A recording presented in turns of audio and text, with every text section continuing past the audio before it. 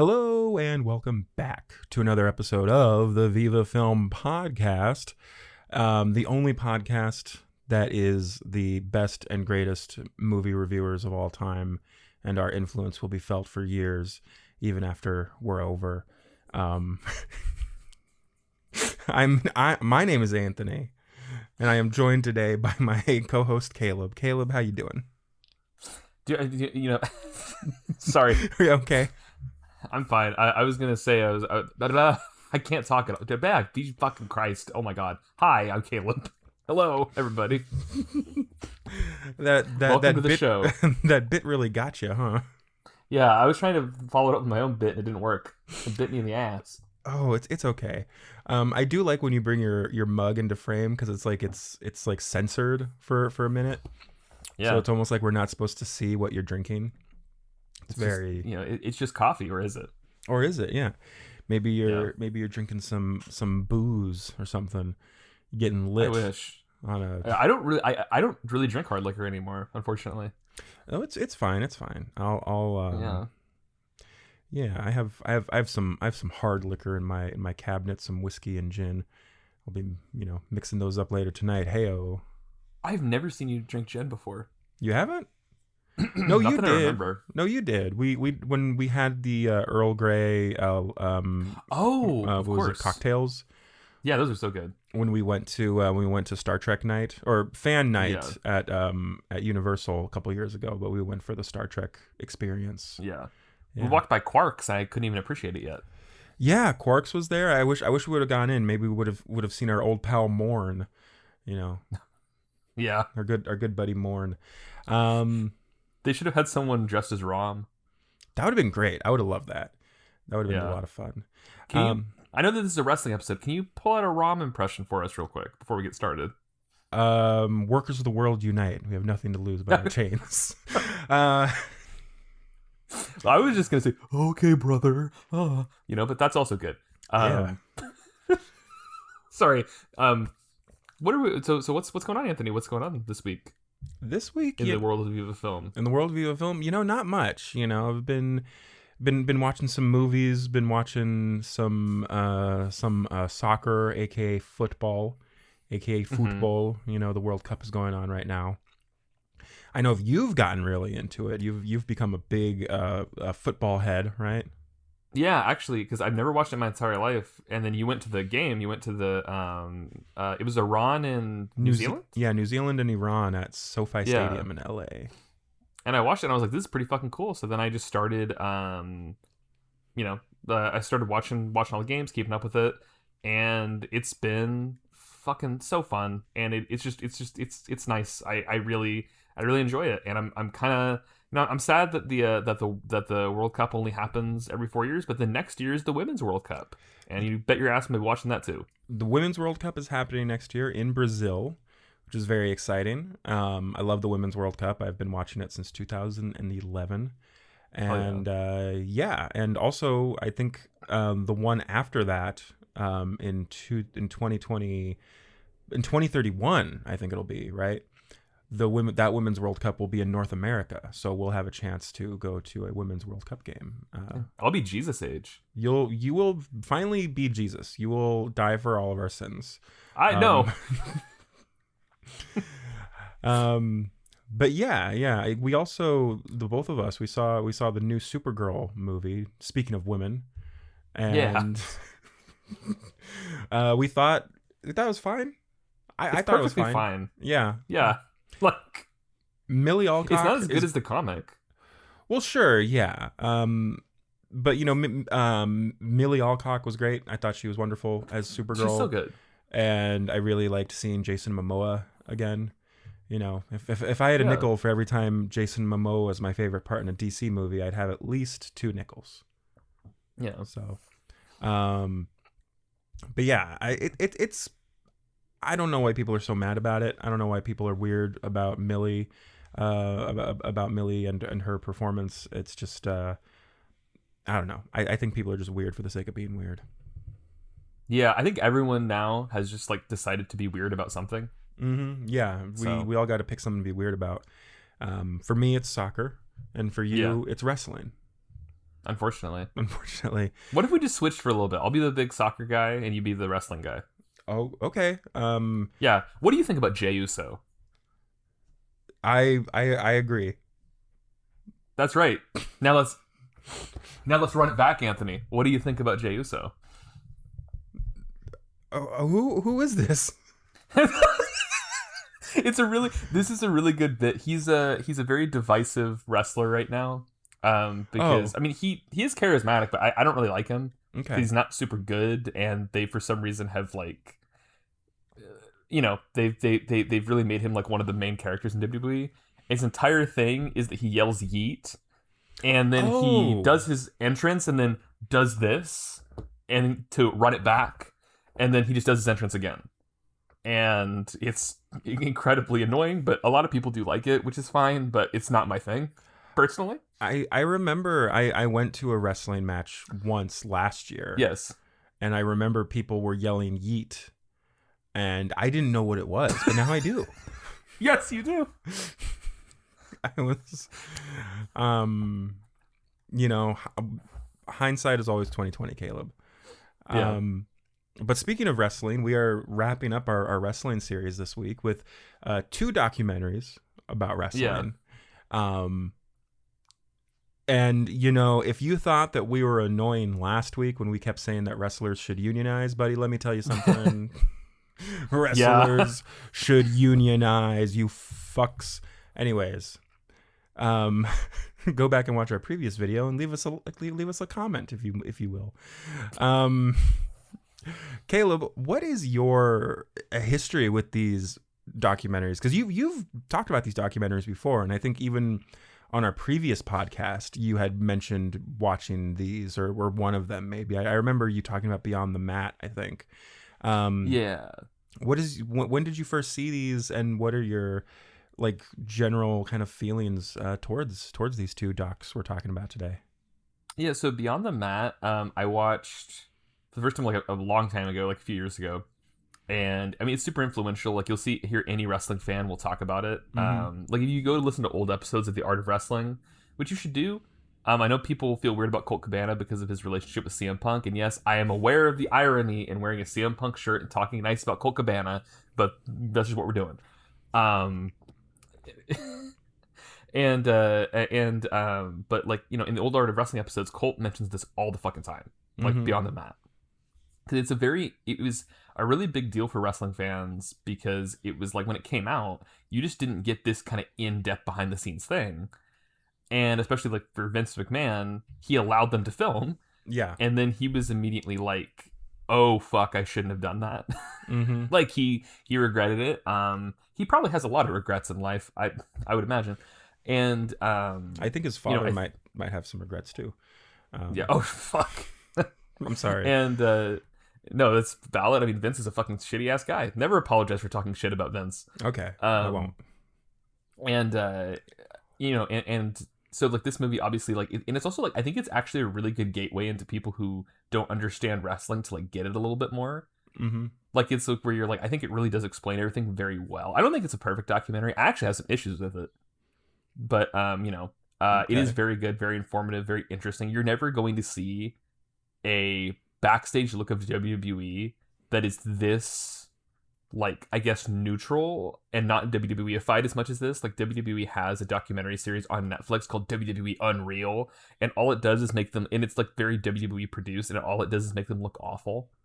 Okay.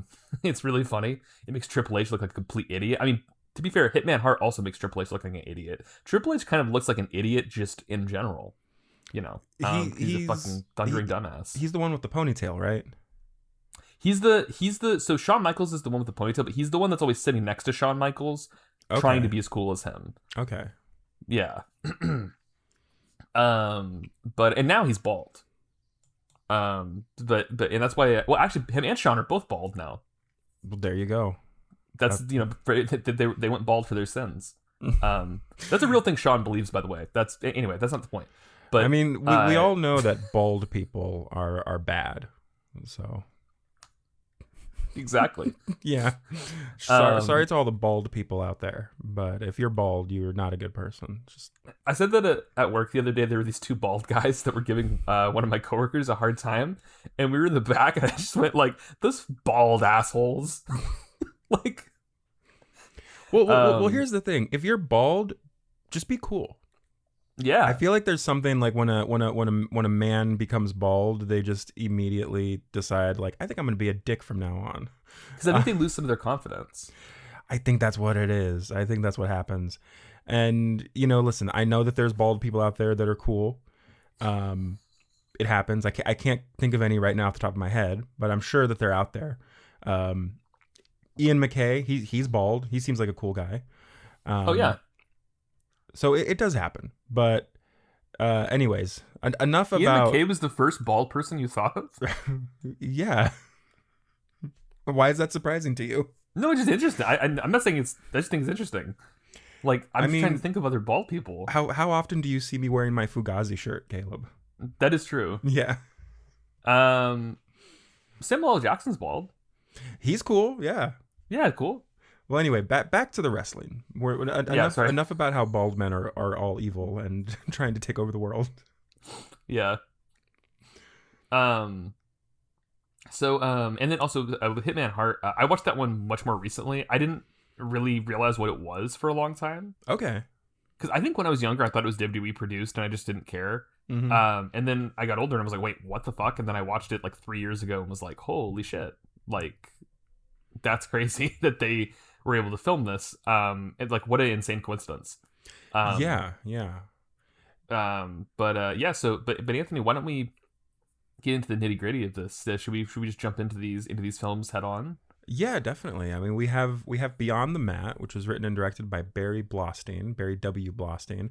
Cinematography by Michael Grady, starring Mick Foley, Jake the Snake Roberts, Terry Funk, Vince McMahon. Almost called him Mince McMahon. Paul Heyman, and Barry W. Blostein. Now, of course, Barry W. Blostein isn't just some normal, average, fan of wrestling. He is a Hollywood screenwriter, Caleb. Yes, he is. And he has worked on such films as The Nutty Professor. Wait, hold on a second. I have his IMDb open right now. Fucking IMDb. I hate IMDb. Nutty Professor 2, The Clumps, The Honeymooners 2005, Coming to America, and Coming to America Part 2. He also worked on SNL as well as a continuity and producer. Barry Blostein. How do you feel about this, Caleb? This guy just loved wrestling so much, he was like, I'm going to go make a documentary about that. That's rad as fuck. Like, Hell I mean, yeah. like, that's just it. Like, I just think it's cool. Because I didn't realize he was a screenwriter. I just didn't know that. And then I saw, I was like, holy shit, he wrote Coming to America, Mm-hmm. which is, like, one of the best comedy movies of all time. With one of the best sequels of all time. Yes. Also, as a side note, I just want to bring up Coming to America. As much as I love that movie, John Landis did direct it. And this podcast is not a friend to any Landis. Just want to put that out there right now. Well, the one positive of Coming to America is that no children were murdered on that movie. So, yeah, I guess you got that going for you. But yeah. So I'm assuming that wrestling fans must love John Landis. Anyway, do wrestling fans like it when kids are murdered? Well, they love Chris Benoit. Oh yeah. So up. he can do suplexes, so that makes it, it's fucking annoying. Anyway, yeah. But yeah, so and also Barry Blostein, he just passed away very recently. Yes, yeah, Blostein just in May, was it May or April? Yeah, it was very recent. Let me double check real quick. Barry W. Blostein. He just passed away May 12th of this year. May 12th of this year. Wow. Yeah, so Beyond the Mat, we get this very, very intimate, very like in-depth look into the world of wrestling, and also we get to see the family members as well and their reactions to it, and their kids and their wives' reactions to it. There's one part in particular in the film where Mick Foley, as his character, was it Mankind, right? Humankind, Mankind. We're just getting his ass beat, and his wife and kids are in the audience, like crying, and they have to leave. Yeah. So it gets pretty intense, pretty emotional. And we also get to see the kind of like these amateur wrestlers who are wrestling in the indies, who are trying to become pro, and kind of their rise, or maybe lack of a rise to fame and professional status. Though one of them does make it through. The guy Puke, right? But he has to like change his name. He gets a different gimmick. Oh, Draws. Yeah. What's his story? What's his deal? Oh, well, I'm trying to remember everything with him. So basically, he obviously wasn't able to puke. But as a side note, maybe the most iconic moment in this entire movie, other than Mick Foley's wife and children crying, is that sounded really mean-spirited. That's not what I meant. I just mean like people talk about that a lot. Yeah. But the most iconic moment is Vince McMahon just going, "He's gonna puke. He's gonna puke." Just insane. And then he just like spits a little bit. Yeah, just a little dribble. Just a little pre-vomit, a little pre-puke. He got nervous. It happens to all of us, when we're put on the spot like that. I mean, and so he became Draws, and his thing was mostly just like he was like if I'm not mistaken, they made his thing that he like pierces people. Like he's like, "Ooh, I'm gonna pierce you, give you piercing and everything." They had him around. But unfortunately, when this documentary came out, he had a match with D'Lo Brown. After they finished filming this. And and this is the way it always makes me nervous when wrestlers wear baggy clothing. It's fucking so dangerous, and and that's not me putting the blame on Draws or anybody else. It was a full accident. Like it was just and D'Lo was trying to powerbomb him, dropped him on. He ended up falling, hitting his head, and he was paralyzed for the rest of his life. My God. And then he unfortunately he passed away just a few years ago. Yeah, I was looking through the cast list, or the list of performers, of wrestlers who were in this film, and there's a few of them who have passed away since, no longer with us. Yeah, Terry Funk just passed away in 2023.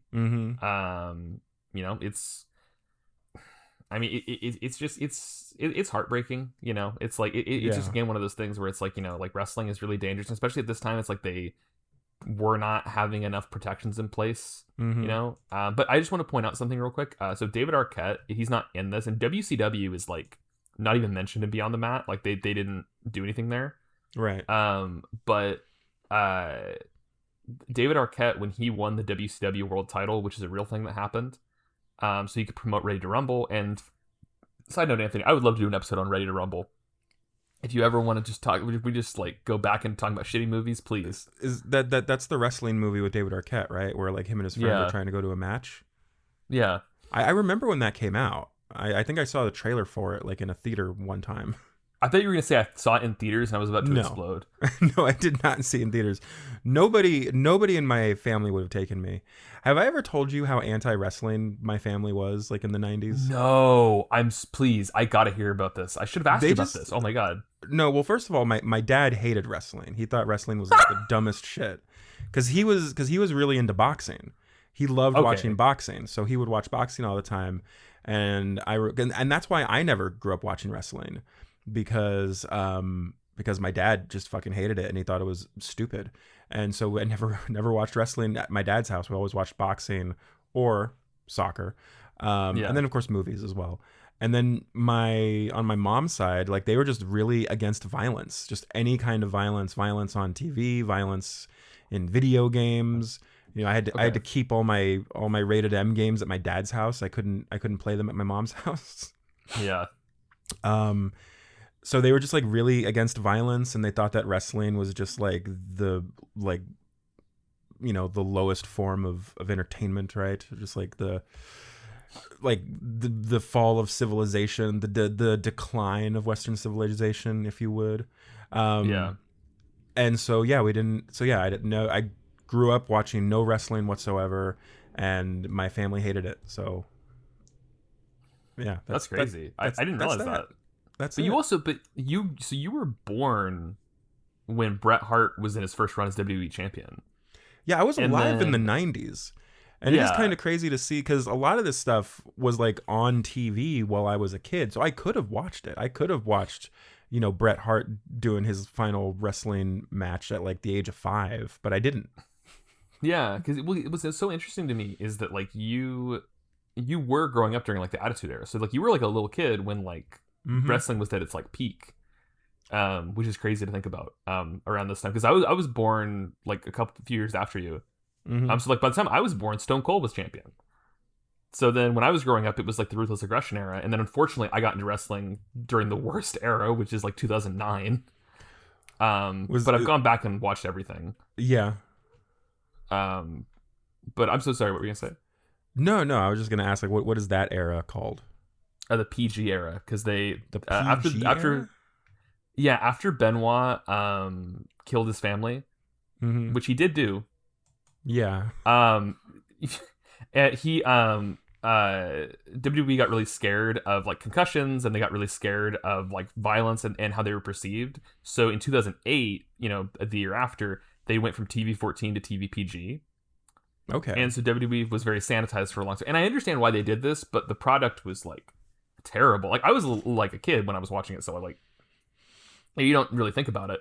But when I Hmm. go back and watch shows from when I started watching it, it's bad, man. Like Right. I would just review. You can actually, if you go to my Substack, I just reviewed The Bash 2009, which isn't a terrible show, but you're just like it has all those problems from that era. Hmm. Um, and it's very it's just very nothing, and it's a lot. It's very kid friendly. Like it's mostly kids in the audience. And that Okay. ebbs and flows with wrestling. Like they'll focus on families, and then they'll focus on 18 to 35-year-olds, and it's and now I don't know who they're even trying to focus on. I guess the investors. Yeah, yeah, the Like, investors. And you do get a little bit of that in the Hitman Hart documentary, where that's one of his criticisms of the WWE is that they've gone too far, and that it's no longer yeah, like family friendly anymore. Um, yeah, and that's actually one of my critiques with Hitman Hart, which we'll get to. sure. But with because actually Hitman Hart I like less than Beyond the Mat because I Okay. think it's less focused, which sounds weird, but I'll explain what I mean when I get to it. Hmm. But with Beyond the Mat, so you of course the main stories here is we focus on like the Mike Modest and like the indie wrestlers, Yeah. which that was crazy, and that they showed that where they had one of the wrestlers yelling a racial slur at somebody. I don't know if you noticed that. Well, I do remember there was that interaction between the wrestler and the fan who spat on him. Yeah, Is that when the slur was? yeah. Okay. He yelled a slur at him. Mm. Which is super weird. And in general, I think the indie stuff, because you have the indie stuff, Mick Foley and Terry Funk and Jake Roberts Yeah. are the main kind of things that come together. And then you have like the little snippets, like just really quickly, like we have a little bit where they talk about China briefly. They talk about New Jack Goes to Hollywood. Mm-hmm. I would say with the China thing, I would have liked if they focused on her more. But if you want to see a great documentary about China, Vice did a documentary on her called Vice Versa China. Yeah. And if you want to just get really angry, I highly recommend watching it. Okay, yeah. China is one of those wrestlers that like I for some reason I was aware of. I think probably Yeah. because in the 2000s she became like a reality star. Yeah, because she did like Playboy and like all this stuff. Yeah, so I do know who China was. So when I saw her, I was like, hey, I remember her. I think she was one of those like VH1 people that was always Yeah. like on VH1 shows or something, and they would like make fun of her and because she's like a woman with muscles. And in the 2000s, that's just like not even conceivable. Yeah, and she also she did, and one thing too is like she did get into porn. Right. And where she played She-Hulk. Did they paint her green? Which they did. Hmm. I've never watched it. I'm just aware of it. Okay. But anyway, but it's like, and so like she became very controversial just because she like, because she was dating Triple H and Triple H cheated on her with Stephanie McMahon, and then they ended up getting married. So then there was no room for China there, and then she ended up, getting into porn. The sex tape with X-Pac leaked. Lots of other stuff happened, and then she, was completely disrespected by WWE until the day she died. Yeah. And then all she was begging for was respect from them, and then they refused that. Triple H publicly said that they can't put her in the Hall of Fame because she does porn, even though X-Pac was in the same video, and they would end up putting him in the Hall of Fame. And they also have put, like, there's plenty of wrestlers in the Hall of Fame who have done Playboy, who have posed nude, or who have done, like, been involved in porn. And for fuck's sake, Tommy Dreamer and Bubba Ray Dudley have a walk-on cameo in the background of a porn video. And yes, the words porn and Bubba Ray Dudley and Tommy Dreamer is the most unappealing thing ever. I might be about to puke right now. But it's like, it's just like, it's horrible. The way China was treated was horrible. Like, by wrestlers and by fans, and then also after she died. Like, if you want more details on that, watch the documentary, because it will make you furious. And she deserved better. But you know who was nice to her was Mick Foley in that documentary. Well, that's something that I've kind of discovered watching both these documentaries kind of back to back, is I really like Mick Foley. Mm-hmm. I think that he's really cool. I think that he's a cool guy. I like his character with the Hannibal Lecter mask. And he just seems like a cool dude. And I like when he's like wrestling with his kids in the movie. I thought that was really cool. I'm a Mick Foley fan, Caleb. That's my favorite wrestler now is Mick Foley. So. Do you want to become a bigger fan of him right now? Oh, what did he do? No, it's good. No, I know. That's why I'm like, what did he do? Tell me. Tell me, what did he do? Did he kick Vince? Did he kick Vince in the balls or something? Oh, I wish. He might have on TV, but it's that he ended his Legends contract with WWE because he doesn't like that Triple H is so cozy with the Trump administration. So he's now involved with AEW instead. Nice, good for him. Fuck yeah. Yeah, take a stand against Trump, that fucking loser. Mick Foley's the also, if you want to get even crazier, they were in the same WWE Hall of Fame class. That is just stupid as shit. I just want to bring that up. Mick and Trump? Yes. That's so dumb. I know. But yeah, we do see some really great scenes in here with Mick Foley and his family. Of course, we see his family crying when he's getting the shit kicked out of him. Who The Rock was taking liberties. That was with The Rock, yeah. So The Rock is in this. This is before he blew up, really, I guess. Or maybe he was already really famous at this time, because this was, 98? No, he was not. This is when he was fully wrestler. Fully wrestler, yeah. 99. He hadn't even been in Star Trek yet. Hadn't even been in Star Trek yet. But like, we don't actually, it's funny, the scenes with him in it, like, he doesn't interact with the camera or the crew or anything. He's just there, like, wrestling. Would you have liked to have seen more with The Rock, or do you think we get enough already? I would have liked to have heard him try to defend that he took liberties and just beat the fuck out of Mick. Because he did. That's what happened. And Foley and him had genuine beef for a little bit afterwards because of that. Right. Because he took too many liberties, where, like, he's just, you can't take 7 unprotected chair shots to the head. That's not good for you. That's not good for your brain. Mm-hmm. The brain is fragile. You have to be careful with that. But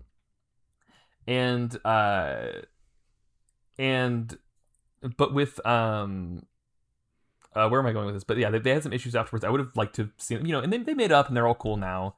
Like, they became a tag team and stuff. Okay. But it's like, but one really important fact, Anthony, that you're not going to be aware of is the reason The Rock is wearing, like, a shirt when he's wrestling is because he was having, I don't have the scientific term in front of me, but he was growing enlarged pectoral muscles possibly because of steroid use. And he was on gear, huh? Yeah. And so for a couple months he had to wrestle in a shirt. So that's why he wore that. That does happen. That does happen with men who take steroids, is that they grow the man boobs. Yeah. Fascinating. And again, and also it is funny that Foley's like, I'm never going to do anything like that again. He goes through the Hell in a Cell later. He takes an RKO into thumbtacks. Mm-hmm. He does all sorts of shit later. So there's rumors that he wants to wrestle another match now, and he's in his 60s. And I'm like, let's not do that, Mick. Why hasn't Mick become an actor, or has he acted? Has he been in projects? I don't I don't think he has, which is so weird actually. Like he's probably in one of those he's probably in like Wrestlers versus Zombies or something like that. Okay. But yeah, I don't think he has, which is crazy because he definitely could have easily. Maybe he just doesn't want to. Maybe he just doesn't want to be a wrestler or not be a wrestler. Be a He doesn't want to be a wrestler. Yeah, he's too humble. I am looking at his IMDb here, and I see mostly wrestling stuff. But he was in this movie 12-Hour Shift, which I have seen. Oh. Starring Angela Batis, who is in one of my favorite movies of all time, called May. But okay, yeah, I see him here. I see him in a picture over here. So yeah, 12-Hour Shift. He's in that. So he has acted, but he's not on the same level as The Rock. I mean, he hasn't adjusted the balance of the DC universe or whatever. Yeah, not yet. It's funny because Mick Foley, speaking of tying into The Rock and Red One, which we're never going to talk about on here. Not if I have anything to say about it. So Mick Foley, a big thing with him now is that he dresses up as Santa Claus and goes to Santa Claus conventions. Oh, that's cool. Yeah, that's just it's the fifth face of Foley. They also did a thing in WWE where he was Santa Claus, and they don't even mention that he's Mick Foley on this show. It's so weird. And I was watching live when this happened, where he was dressed as Santa Claus and came out, and then Alberto Del Rio came out and hit him with his car. And then the entire thing was that John Cena had to get revenge on Alberto Del Rio because he ran over Santa.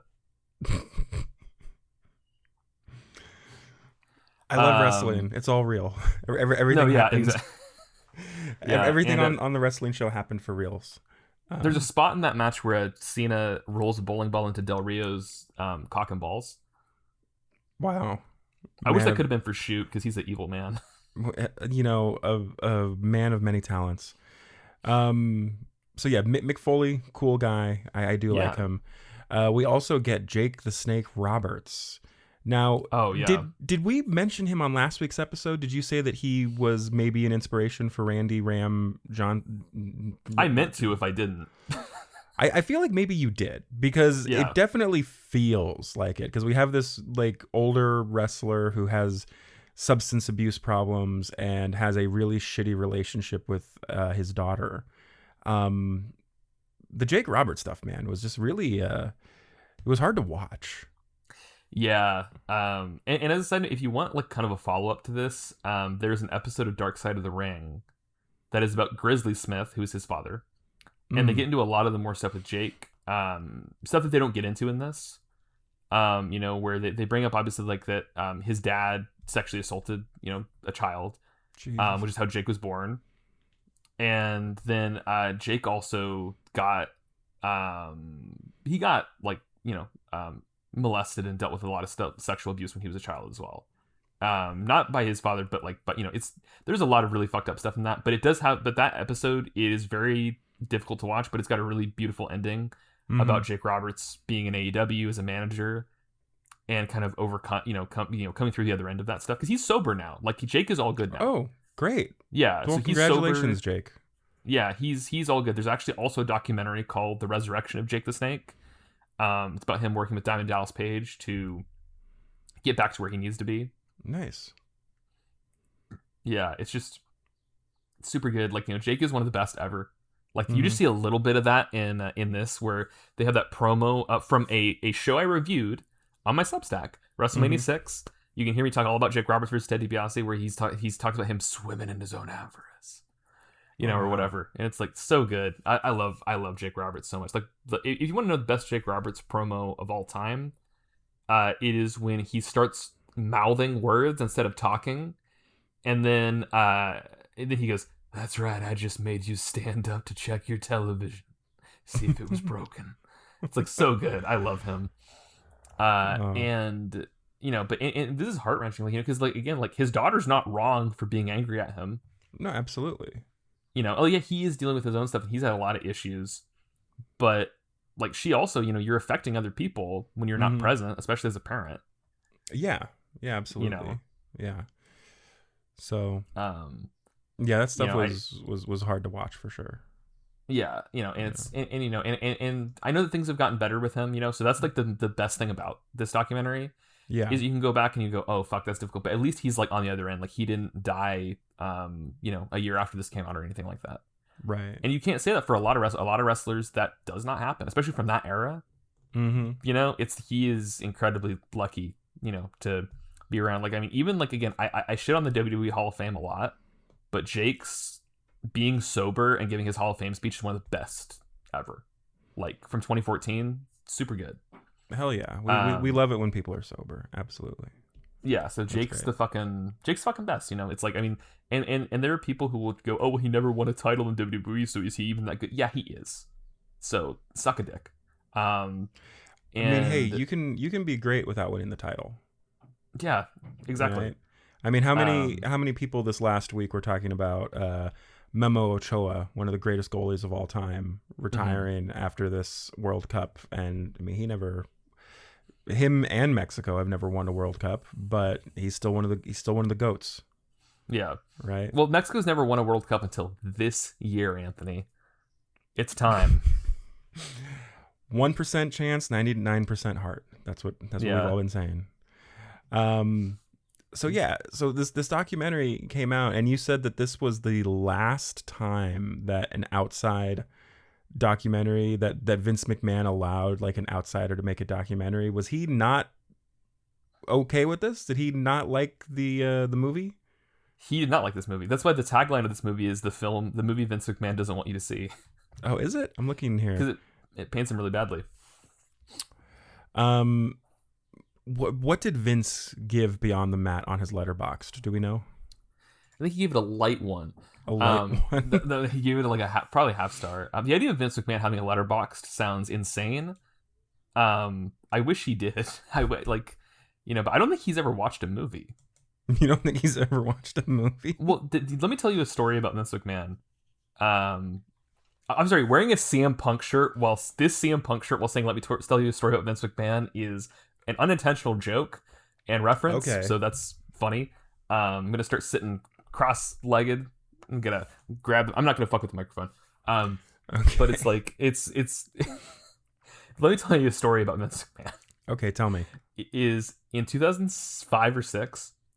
He said we need to make Paul Burchill a pirate character. Like, he's got to swing in on a rope. He's gonna have a sword. All this stuff. It's actually like a pretty funny gimmick. Like, it didn't last very long, but it was like pretty decent. And Paul Burchill, like, actually fairly underrated worker. Like, kind of like Paul Burchill. He pitched all this, and this is like when Pirates of the Caribbean is hot, right? We're talking Dead Man's Chest is coming out, all this shit. Everyone's got pirate fever. And one of the writers said to Vince, like, yeah, so we're cashing in on Pirates of the Caribbean being popular. That's smart. And he goes, what is that? That's everything you need to know about him. Right there. He didn't even watch Pirates of the Caribbean. Didn't know what it was. He was just like, we got to make him a pirate. I mean, that to me is proof of like the zeitgeist, the fact that people can just have like similar ideas at the same time, because obviously like Gore Verbinski and Disney were like, fuck, we need to make a pirate movie. And at the exact same time, Vince McMahon was like, fuck, we need a pirate character. Yeah, and but he also didn't know what burritos were, famously. He spent an entire year eating a burrito a day, and someone said, oh, yeah, you want your burrito, Vince? And he's like, what are you talking about? I want my meat wrap. A meat wrap? Yeah, it's just, I don't know, but people will say he's a genius, but like, I think all of his success was like accidental. Like, I don't know. I think he just kind of like threw money at stuff, and then things worked out. I like, not that he never had a good idea. But sure. I mean, I don't know anything about wrestling. You know a lot more about this than I do. But his dad was in charge of the WWE, right? First? Yes. Yeah. So he's a Nepo baby. He is. And it's funny because people get mad at, look, not to make things WWE versus AEW, but whatever. We're here. People get mad at Tony Khan, who owns AEW. And runs it. They get mad at him because his father is the owner of the Jacksonville Jaguars.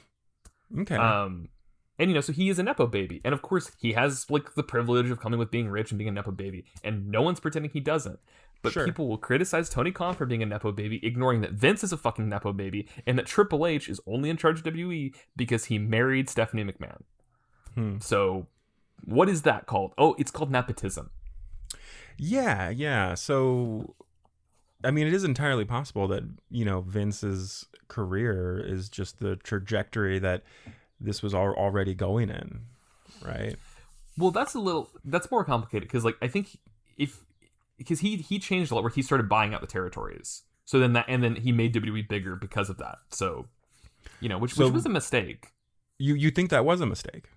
Yeah, no, I don't think that should happen. Like I think if it was doing it to like unify the territories more, Mm-hmm. to create like to like even like own them and like operate them in separate ways would have been better. But it made WWE really big, which is fine.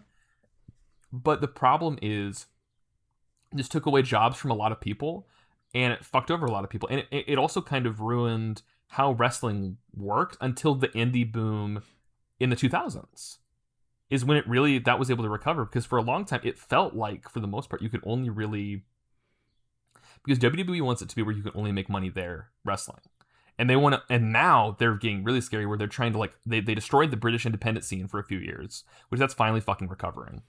Okay. And then they keep trying to fuck with Japan. They bought the second biggest company in Mexico because they want to take, so they want to create like, oh sorry, let me explain. So WWE right now is like at the kind of top here. And so the path to WWE is now you have WWE, you have their developmental system NXT, you have NXT's unofficial developmental system Evolve. You have AAA, the Mexican promotion that WWE owns. You have TNA, which is the a smaller American promotion that they have a partnership with, which anyone who gets released from WWE ends up in TNA. And then underneath that, you also have WWE ID, where you can basically have contracted wrestlers who are working the indies under an unofficial WWE contract, and they can snatch them and put them in Evolve, NXT, AAA, wherever the fuck they want, whenever they want.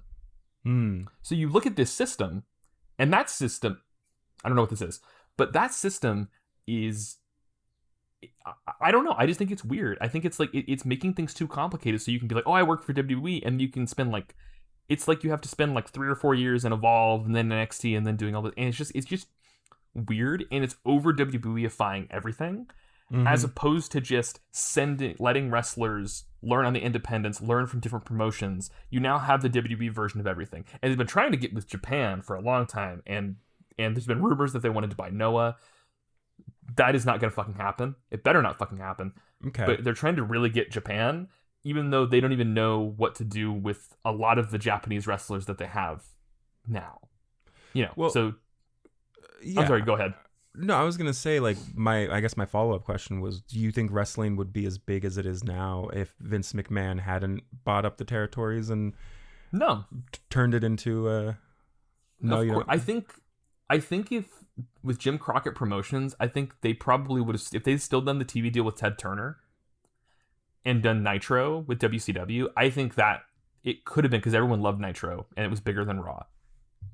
So it could have just happened in a different direction where WCW, and I don't know, maybe WCW would have bought out the territories at that point. I don't know. It's really complicated. It's just one of those alternate history things, where it's like, I just, it's difficult to say, but I don't know. I think that there were paths to wrestling still becoming mainstream with WCW, but I don't think it would have been the same way it has now.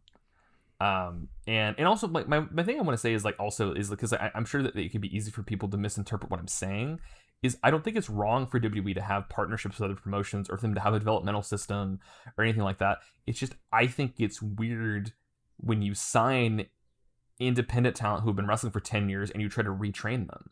I think it's weird that they signed Mystico in 2011 and then changed his name and then basically fucked him over by trying to slow him down. Right. Because and now he's like one of the best wrestlers in the entire world, and he was before then too, but then he became a joke in WWE because he was like, no one was on his level and they were trying to force him to adapt in an environment that didn't work for him. It's like there's a lot of issues with that. But yeah, I think it was ultimately a mistake to do, because my thing is like, I'm never gonna say or be in favor of like people in large swaths losing their jobs. Like people can call me too woke if they want. I don't care. I don't think it's right to like buy out a bunch of shit just so you don't have competition, and then so you can make the most amount of money, and then other people lose their amount of money. That's fucking stupid. Yeah. Like, I don't like that. And I think Vince is a dumb, evil piece of shit who, I mean, like, this is a guy who, if you don't want to hear it from me, Andre the Giant fucking didn't like him because he sexually assaulted his friend. Yeah. Yeah, I mean, so everything I know about Vince, he sounds like a piece of shit. Yeah, he's a fucking complete piece of shit. And and it's crazy because when he dies, everyone is gonna suddenly be like, "Oh wow, oh he was my childhood. Oh my god, remember when?" Well, we saw that with Hulk Hogan. Yeah, we saw that with Hogan as well. That is true.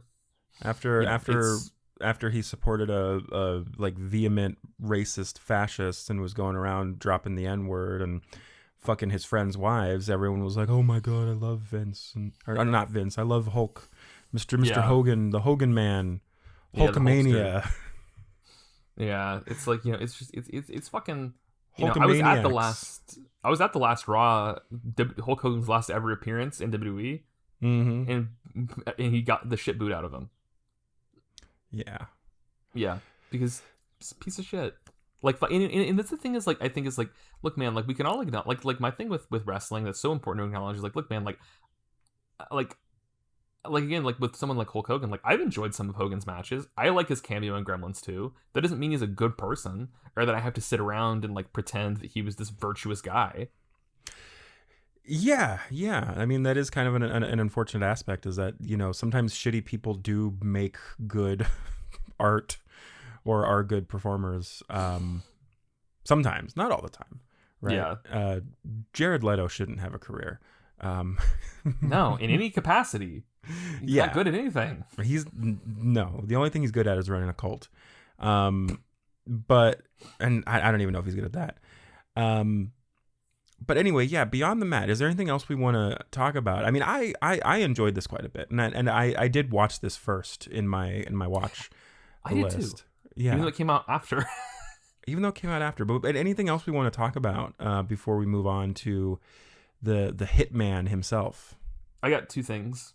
Yeah, real quick. First of all, I just want to say Terry Funk is the fucking best. Okay. My dad just yelled "holy shit" while watching wrestling. Because there is a wrestling show on right now. I have no idea what's happening. Oh no, I'm sorry. I didn't realize we were cutting into your wrestling time. It's WWE. It's all good. Okay. But anyway, I have no idea what happened. Did Sami Zayn win the title or something? I hope so. Let me see. Let me go. We'll get a live scoop right now. Okay. Hold on, folks. We'll be right back. What? Yes. Holy fuck! You didn't hear me yell holy shit? No, I did. That's why I came in here. Holy shit, that's insane. What the fuck? That's insane. That's awesome. That's fucking crazy. Wow. Sami Zayn won the WWE title. That's crazy. Fucking A. Good. It sounds good. It sounds like a good development. Yeah, I mean, he's fucking great. That's crazy. Was not expecting that. Cool. That's awesome. That's crazy. I wasn't watching live. I just didn't think he was gonna win. It happens. Anyway, sorry. That to the two things I was gonna say before we got that live scoop. Okay. Is that New Jack's saying that he has 4 justifiable homicides? That's not real. Oh, he made that up? He made that up. He got a tattoo about it. He made it up. It's not real. Wow. I can't believe he lied. Yeah, and I remember looking up because I was like, is that... I was like, I'm pretty sure that's not real. It's not. And New Jack also is dead. It has passed away. He was not a good dude. I just want to point that out. He tried to kill somebody in the ring one time, multiple times. Oh, that's not good. He got somebody to drop murder charges against him because he visited him and was like, "Hey man, like, what if we just turn this into an angle, make some money?" He goes, "Yeah, I'll drop the charges," and then he just left. Never wrestled them. So he wasn't a good dude. But the thing with New Jack that I do respect is that he was always just like, "Yeah, I'm a shitty guy." Like he never pretended he wasn't. At least he acknowledged it, right? Okay. Yeah. Yeah. What was the other thing you wanted to say? It was Terry Funk. I was talking about Terry Funk is what Terry Funk fucking rules. He literally his last match was in 2017. So he wrestled like for 18 years after this documentary, and he just passed away 3 years ago. And his brother Dory Funk Jr. Wrestled the next year in an exploding barbed wire death match in Japan in honor of Terry Funk at the age of 83. So was the barbed wire exploding? The barbed wire was exploding. Wow. It's awesome. That's insane. I love exploding barbed wire death matches because I'm a weird man. I just think they're fun. You know what? I respect that. So, yeah. But moving on to our next film, Caleb, yes. if you'd like to introduce this. We have got Hitman Hart, Wrestling with Shadows, which of course written and directed by Paul J, cinematography by Joan Hutton, edited by Manfred Becker, starring Bret Hart, Vince McMahon, Owen Hart, Julie Hart, Shawn Michaels, Mick Foley, Stu Hart, and Triple H. So, which is really funny because he's actually... good job, Triple H. You just booked something kind of cool just now in real life, so or in modern times, so good for you. So Hitman Hart is basically about the last year in Bret Hart's career in WWE before the Montreal Screwjob would happen. Right. And for people who don't know, the Montreal Screwjob was where Bret was on his way out of the company because they were forcing him out. He didn't want to leave. Mm-hmm. And they fucking, even though he was willing to drop, he just didn't want to lose to Shawn Michaels in Canada. And instead of, being respectful towards him, there's a little proof that Bret wasn't going to screw them over, wasn't going to leave with the belt or anything like that. They decided to completely fuck him over. And just ring the bell and give the title to Shawn. Which we see in the film. We see that happen in the movie. Yes. Which is pretty crazy. Yeah, so Anthony, were you familiar with the Montreal Screwjob or Bret Hart or anything like that going into this? No. I mean, I feel like I've heard of Bret Hart. Maybe you mentioned him or something. But no, I mean, I'm completely ignorant of all this wrestling stuff. I don't know anything. So Bret Hitman Hart, though, seems like an interesting guy. He's Canadian. He's Canadian. Yeah. And I mean, how do you feel about Bret Hart and his character and what he did here? Oh, Bret's like the best ever. I love Bret. He's one of my favorites. Yeah. I love him. I think he's one of the best workers of all time. And I think his character, when he turned heel and started going where he was a heel in America, in the United States, and a face in Canada, was awesome. Like that run is incredible with the Hart Foundation, or the new version of the Hart Foundation. That was excellent. I loved that. I think that Bret, it's really weird because like the way that people talk about him, like a lot of people will go, oh well, actually he was boring, and it's like you don't know what you're, I guess that's your opinion or whatever, but like you don't know what you're talking about. Mm-hmm. He was a great fucking wrestler. He's also just like a pretty like solid guy. Like I've never heard anything super bad about him. That's good. Doesn't like Vince. Doesn't like Triple H. He's made up with Shawn Michaels. Like he doesn't talk shit about Shawn all the time. But I think that what this documentary really showed was just a guy who gave everything to WWE for Vince. Wanted to do business with him. Wanted to work with him, and Vince just, probably through manipulation from Shawn Michaels, was just like, nope, we gotta get Bret out of here, and because they talk about how he's signed to a 20-year contract. Yeah. And that was super weird also. Like, I wonder if that was always a thing that was like to fuck him over, but like he wouldn't have signed that if he didn't want to work for you. And there's been more debate because just this week Triple H claims that the Montreal Screwjob was his idea. I don't think that's true. I think it's like between Triple H, Vince, and Jim Cornette. That kind of stuff. It was mostly that, but like Triple H is fully taking credit for it because Bret doesn't like him, and I know. And just he didn't want to do business. He did. There's proof. We hear that in the movie. Mm-hmm. That's a lie to excuse fucking over somebody. Yeah.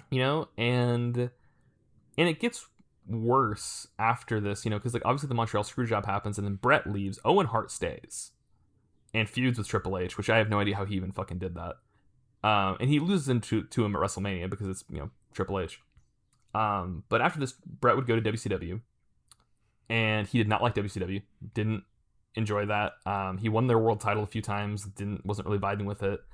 And in 1999 in the WWF, there was a accident where Owen Hart on live on pay-per-view was supposed to come down from the rafters on like a zip line, and it broke and he fell to his death. I In front of remember a live hearing audience. about that. Yeah. Yeah, so needless to say, that was bad. That's one, and then WWE continued the show afterwards, which was a huge mistake. This is also the reason that Owen Hart's not in the Hall of Fame and he's not in their video games, is because Martha Hart, who is Owen's widow, she blames WWE for his death. She's like, rightfully no. so.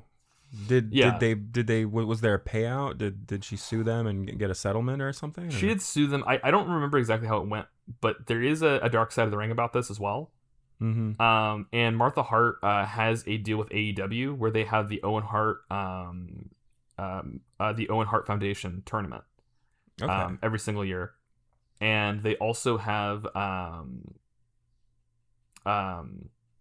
he's in the video game, the kind of bad video game that AEW put out. Owen Hart is in that, so that's kind of cool. Okay. And when I say AEW's video game is bad, I don't think WWE's games are good right now. Just want to put that out there. I think they kind of suck. But what was the last WWE game you played? The most recent one that just came out. The most recent one? Okay. It's the same game they've done 5 years in a row. It's crazy because I've been playing a lot of the older ones on PS2, and it is night and day. Like, those are so much better. And I'm not even just saying that because of nostalgia. Right. I have heard that, like, the PS2 wrestling games were, like, some of the best ones. No, they really were. Yeah. Did you ever play the Def Jam wrestling games? No, I didn't. Where you wrestle as rappers? No, I'm aware of them, but I've never played them. I remember playing them as a kid. They were a lot of fun. But anyways, so Hitman Hart, Wrestling with Shadows. What were you gonna say? I was gonna say with one thing with the Bret Hart stuff, just to because this film ends in '97. So Bret goes to WCW, and then he has a match with Bill Goldberg, where Goldberg gives him a concussion because he was unsafe. And then Bret keeps wrestling with concussion for a couple days, ends up having to retire. Then a little bit later, he ends up having a stroke while riding a motorcycle. Thankfully, he recovers from that. He eventually gets on better terms with WWE. And then he has a match with Vince McMahon at WrestleMania 26. It's really bad. You can read all about it in my Substack. And which we will have links for the Substack down below. So yeah, and Bret, he wrestled like a couple matches in jean shorts and t-shirts over like a year and a half, and there was a lot of reasons, like, just like with like insurance with why he couldn't really fully wrestle, and I think that's valid. He ended up having his final match in Mexico. That's him and John Cena against Alberto Del Rio and Ricardo Rodriguez, I want to say. Okay. And super weird final match for Bret to have. And and now he's like, he's been inducted into the Hall of Fame 3 times basically, for 3 different reasons, which I think you should. I don't like how that's also proof that the Hall of Fame isn't real. You're getting people inducted 2 or 3 times. It's and he's great. He's remembered as like one of the best ever. His influence is all over the wrestling business. That's fucking great. I typically like wrestlers who go to the school of the Bret Hart inspiration more than like the Shawn Michaels. Because those are the 2 biggest trendsetters of the 90s, at least in American wrestling, where people typically took after them in their inspiration for their in-ring style. Like obviously CM Punk, big Bret Hart guy, always doing Bret Hart shit.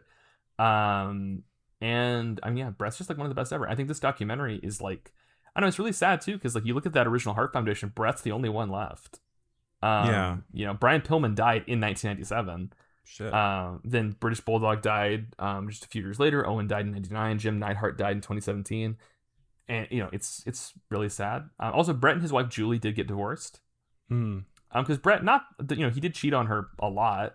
In his book, he has a really weird part where he says, "As I laid in bed with this woman's breasts against my back, it reminded me of how Julie's breasts lay against my back." And it's like, I don't know, at that point, just go home to your wife, dude. What are you doing then? Like, But it's, he's an interesting guy. He's a grumpy guy. He has a reputation for being grumpy, but it's like, I don't know. I kind of get why he's grumpy. Like, look at what happened to him between 97 and 99. Yeah, Like, yeah. And I don't think there's anything wrong with being a little grumpy sometimes, especially yeah, like you said, somebody like this guy who went through what he went through, yeah. with Vince and with the bullshit that they put him through throughout the making of this film, right? Yeah, but my favorite moment is when Julie Hart is yelling at Triple H while he's just kind of staring at the ground going, "Oh, I don't know anything. Oh," and it's like, that's the dude who runs WWE now. Yeah, I he doesn't know that's shit. Yeah. Um. Now you did say that you preferred the previous film. Yes. Beyond the Mat. You prefer that to Hitman Heart. Yeah. What do you feel like Beyond the Mat does better than Hitman Heart? I think that Hitman Heart, and this isn't because like there's like a moment in it where Brett's talking about how they like Vince and Sean like pushed him to like do the homophobic angle against Sean. He didn't like that. Right. I think that this movie has weird homophobic undertones that are presented. Maybe it's not intentional, but I found it presented through like they try to paint Sean's character as being gay. Okay. And the thing is, I'm not going to say that Shawn Michaels' character is like, straight or anything like that, but it's like his entire thing is like, oh, I got my dick. Oh, it's like shock humor. It's not Right. that he's like he does have these weird male stripper elements that have never been fully, but his nickname's the Heartbreak Kid. The thing is that he's like, I'm in your face. I'm gonna kiss the ladies. I'm gonna tell you to suck my dick. To the guys. It's like very famously, there's a GIF, where Sean looks the guy on the ramp and he does the dick sucking gesture at him, and the dude like tries to fight him, and it's one of the funniest things I've ever seen. Okay. And it's like, I'm just saying, it's like I think they try to portray it too much. Like they never and maybe there wasn't time to explain that, but they kind of portrayed it as like, oh, Brett's trying to stop his kids from seeing gay people, which isn't what his thing was. That wasn't the point, and that also isn't what Sean was doing. And Right. there's a really weird moment in this movie where they just go up to Goldust for no reason to be like, did you know that Goldust is like a kind of gay character? And then Dustin Rhodes, who plays Goldust, dude, does a weird gay homophobic thing that's super strange, and it's like it has nothing to do with the rest of the movie. They just show that for 2 seconds.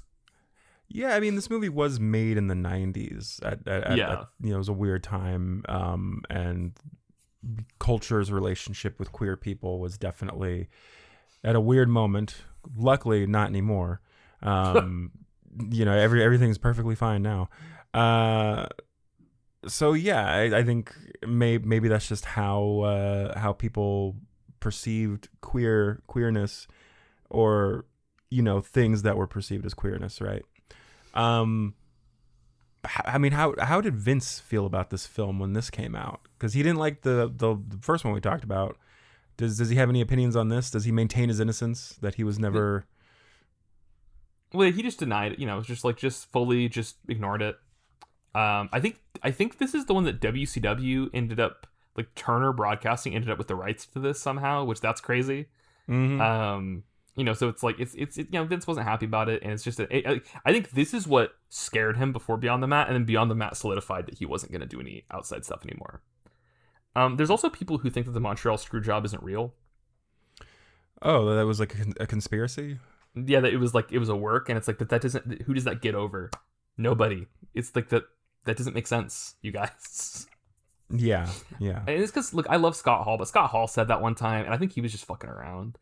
Mm-hmm. He also might not have been sober when he said that. It's Scott Hall, wrestlers just be fucking around sometimes. It's like whenever, okay, you know what bothers me is how Robert Pattinson will joke around sometimes, where he'll be like, oh yeah, there was this fan who was following me around, so I took her to dinner and only talked about myself and she walked away. Or he'll be like, oh yeah, or someone's like, oh, how's your workout routine going for the Batman? Oh, I didn't work out. Yeah, he likes to fuck with people. He's joking. Mm-hmm. I think people forget that sometimes, because I'll never forget when Robert Pattinson was like, yeah, I didn't work out, and then John Campea fucking damn near had an aneurysm getting mad about this joke that Batman made. Why would Batman joke like this? Yeah, he's some sort of Joker. It's Oh my god.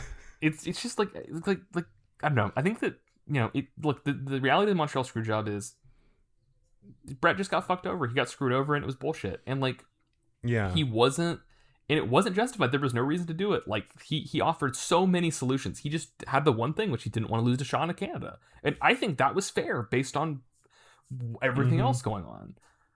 Right. No, I mean it seems like a reasonable request. It's like, I don't want to lose on home turf. Like, this is where my fans are. This is where I'm the face. Yeah. Right? Yeah, you remember that great moment in the Mexico and South Korea game where South Korea is about to score, and then the Mexico goalkeeper jumped up and just caught, last minute, incredible save. Mm-hmm. Yeah. And then one of the announcers just yelled, "He said no, not my home." And I was like, that is fucking awesome. And that was when I was like, damn, soccer's kind of like wrestling, isn't it? Okay. Okay, fine. No, fine. I guess that was too far. Too far, apparently. I guess there's I guess the players have certain characters, right? Okay, between Messi and Ronaldo, who's the face and who's the heel? I would say Messi's the face and Ronaldo's the heel, because Ronaldo's a rapist. Yeah, Ronaldo's a bad guy. So, but I get that Messi is kind of a tweener. He's in between a little bit, because I know that he's just so good. A lot of people don't like him. Sure. I don't know what the perception is of him. I'm new to all this. I just know that he's a great player. Hey, I just got here, right? Yeah, I just got here. So it's Hitman Heart Wrestling with Shadows. I quite enjoyed this, and I liked getting to know Hitman Heart. I didn't know shit about him beforehand. Like I said, I think I may have heard his name, but getting to know him and kind of seeing his process and how he wrestles and his beliefs as well, and kind of his views of wrestling was really interesting. And then of course meeting his dad, who was also a wrestler. Weird guy. Is he a weird guy in real life? Or no, he just seems weird. He just be stretching boys, stretching men, and just be stretching men. Yeah, he just be stretching, and he looks 100 years old. And that he was only 30 when that movie. That's wrestling, man. I always think about how, everyone listening to this or watching this, look up pictures of Earthquake from WrestleMania 6. He is younger than I am currently. Just compare how I look. Well, don't talk about how I look, first of all. But that's not true. I'm very unconventionally handsome. But look at is that what you had in your dating profile before your current relationship? Unconventionally handsome. No, what I had in my dating profile was the that's cancer true. thing. Yeah. The cancer thing. Out of context, that makes no sense to anyone. Yeah, it's because you're a Cancer. I am a Cancer. Your birthday's coming up, so happy birthday. Yeah, happy birthday to me. Somebody misinterpreted what that meant, and Anthony is a big fan of that. But no, yeah, I think that oh my god, I lost my train of thought. Maybe things are getting too wild at the end of this episode. But no, I think that Brett's the fucking best. I'm glad you got to know him personally, Anthony. Yeah, he and I are best buddies, and we're gonna hang out later today. Yeah. So and by the time this comes out, I'll have gone to a wrestling show. I'll have gone to AEW's Dynamite and Collision, the first one right after Forbidden Door. I can't wait. Super super stoked. I'm gonna see the new TBS champion crowned, because my girl Willow got injured. So we'll see what happens. But I'm excited. Always. I don't think I've ever seen a match for a vacant belt live, so that'll be exciting. And where's the match being held? It's being held in San Diego. Nice. So okay, it's at the Viejas Arena. Oh, the Viejas Arena. Okay, that's where the last one, the one that I went to. That's where that was, right? Wasn't it? Viejas I don't Arena? Think so. I don't believe Maybe so. It was the Sports Center. I think it was the Sports Center. Okay, yeah, that's right. I was also there. Center. I should know this. That's right. Yeah, well, it did happen a year and a half ago. Viejas Arena. That's where I saw Florence and the Machine for the first time back in 2015. That's right. Yeah. Yeah. It's all cyclical. It all comes back around. Yeah, it's like poetry. It rhymes. It's like poetry. It rhymes. Well, yeah, watching both of these wrestling documentaries has been very eye-opening for me as someone who's completely ignorant of wrestling, doesn't know shit about wrestling, doesn't know fuck about shit. I found these very fascinating, and I'm definitely interested in watching some more documentaries. I definitely want to check out that Jake or Jack. What the hell is his name? Jake the Snake. Jake the Snake. I have his name right in front of me. Jack the Snack. Jack the Snack. No, Jake the Snake.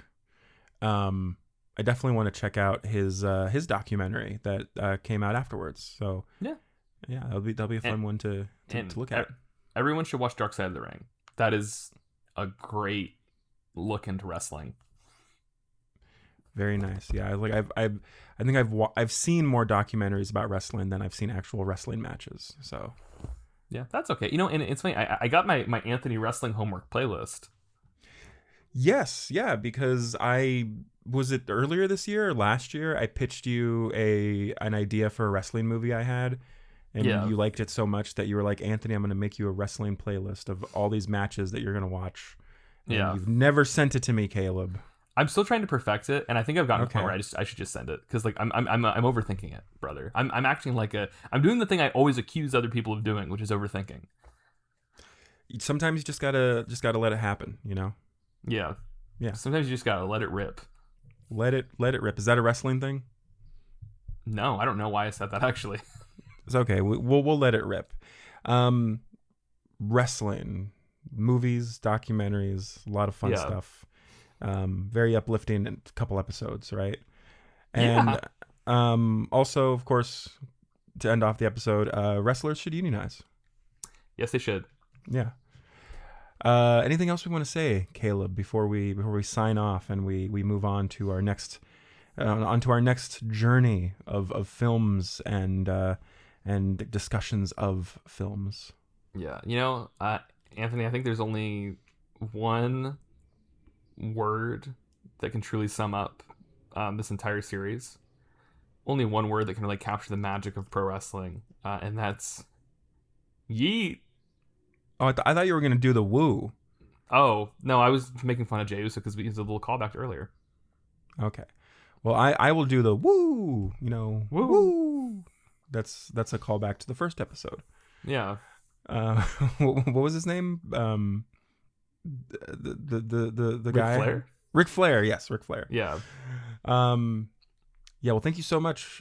Please check out our previous two videos. If you're listening to this on a audio podcast, go check out our YouTube channel where you can watch videos of this podcast, as well as the video where Caleb explains why wrestling is great art. And also check the links below for his Substack, where you can read all about his thoughts and opinions on wrestling matches of before, right? Yeah, and I make jokes. And Caleb makes jokes. He's always joking. He's always having a good time. Yeah. Yeah. My name, it's Anthony. My name is Caleb. And we'll see y'all next time. Good night.